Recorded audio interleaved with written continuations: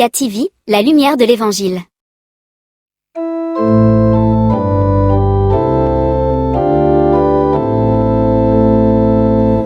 amour, Seigneur, sans fin, je le chante.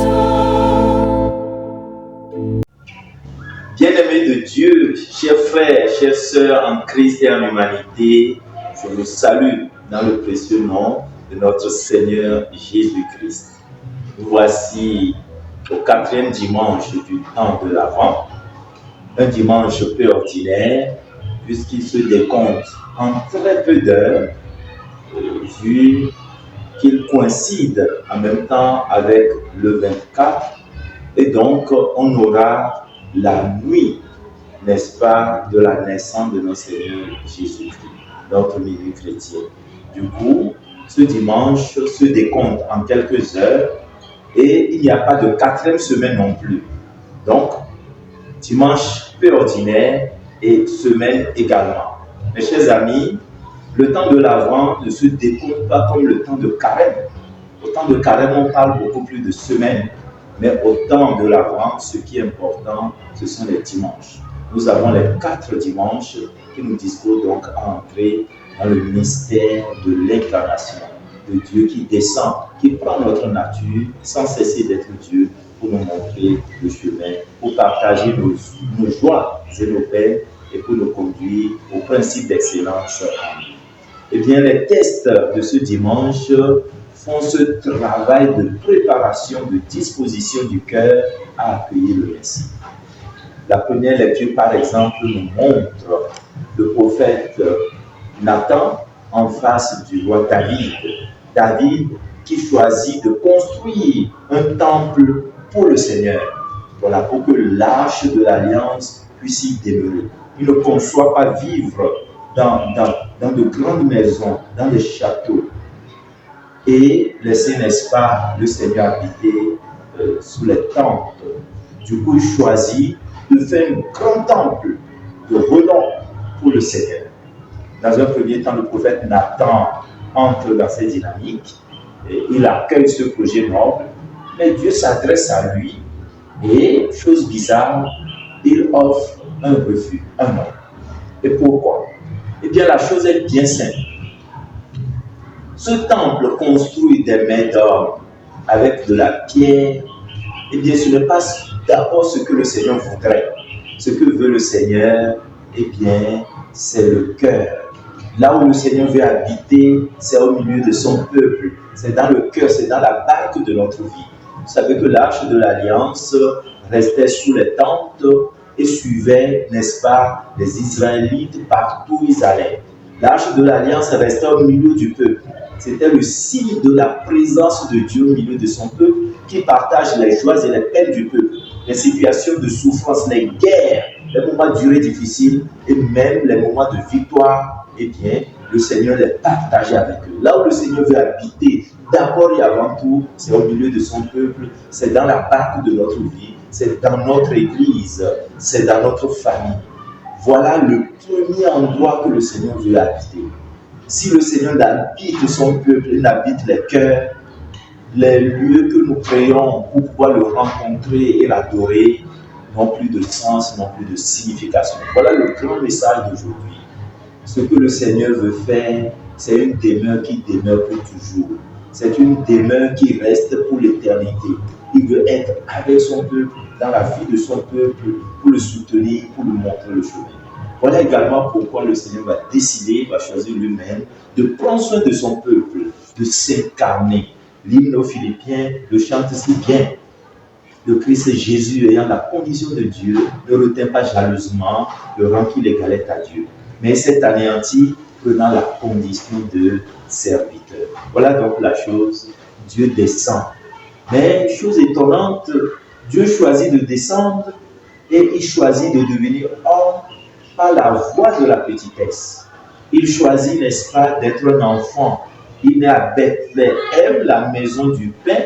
Il signifie déjà qu'il est venu pour se donner et se donner en nourriture, pour être le pain pour chaque vie. Et ce qu'il offre, c'est ce qu'on ne peut pas acheter avec de l'argent. Eh bien, c'est la paix. c'est la joie, c'est la victoire, c'est le bonheur. Alors constatez le contraste. Le roi David voulait offrir un temple grandiose au Seigneur.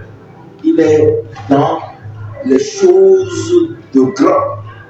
Mais le Seigneur lui parle de bonheur.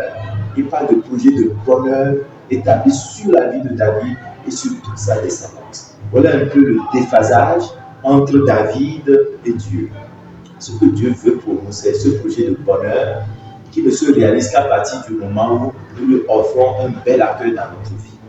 Le temps de l'Avent, c'est bien cela. C'est ce qui nous dispose à tourner tous nos regards, toutes nos personnes vers le Seigneur pour que le rencontrant, il puisse transformer profondément notre vie. Voilà donc pour la première lecture. Une parenthèse sur l'évangile d'aujourd'hui et constatez avec moi qu'il est ici question de l'Annonciation. La Vierge Marie reçoit la visite de l'ange et elle l'écoute. Premier constat, l'ange ne l'appelle pas par son nom, mais par l'opération que Dieu lui-même est en train de faire dans sa vie. L'ange dit, selon l'évangile, selon Saint Luc, « Je te salue, comblé de grâce. » Voilà. Pour rendre ce projet possible, ce projet de l'incarnation de Dieu possible, Marie est remplie de la grâce de Dieu. Elle est remplie des merveilles de Dieu. Voilà pourquoi elle entre dans cette dynamique pour pouvoir être celle qui va porter Jésus, pour pouvoir l'apporter à sa nation et à nous tous aujourd'hui. Premier élément de cet évangile. Deuxième élément, constatez avec moi que Marie est surprise. Elle se demande, mais comment cela pourrait se faire puisqu'elle ne connaît pas d'homme? Elle est surprise. Mais la même surprise, nous l'avons constatée chez Zacharie. Mais la différence entre les deux, c'est que Zacharie est puni et on ne fait rien à Marie. N'est-ce pas là de l'injustice? Eh bien non. Zacharie a vraiment douté et a demandé en plus de son doute, n'est-ce pas, un signe pour être sûr que ce que l'ange lui révèle pourrait connaître une réalité. Il n'y croit pas. Mais Marie, elle, s'aperçoit dans la réponse de l'ange, elle comprend que c'est Dieu lui-même qui est l'auteur du projet. À partir de ce moment, elle s'abandonne. Elle ne comprend pas tout, mais elle sait que c'est Dieu qui est l'auteur de ce projet et elle sait véritablement que ce projet ne pourrait connaître que la réussite, la victoire. Voilà pourquoi elle répond: je suis la servante du Seigneur, que tout m'advienne selon sa volonté. Alors ce oui de Marie et tout ce dialogue entretenu avec l'ange montre véritablement ce que Saint Augustin nous a enseigné. Dieu qui nous a créés sans nous ne peut nous sauver sans nous. L'ange est venu de la part de Dieu pour obtenir l'adhésion libre de Marie pour ce projet qui va lui coûter assez de larmes et beaucoup de douleur au cœur.